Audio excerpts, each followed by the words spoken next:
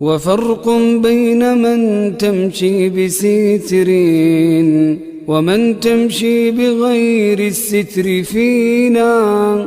عباءتها على الرأس ارتياح لعين الناظرين الصالحين، لعين الناظرين الصالحين.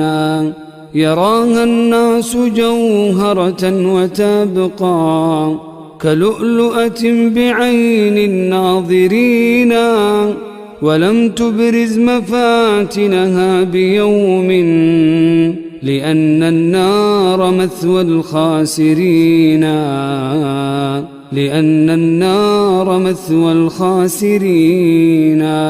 وقدوتها رسول الله دوما وتحذو حذو أم المؤمنين، فحق لمثلها ألا تبادي إذا انتقدوا هداها الناقصين، إذا انتقدوا هداها الناقصين.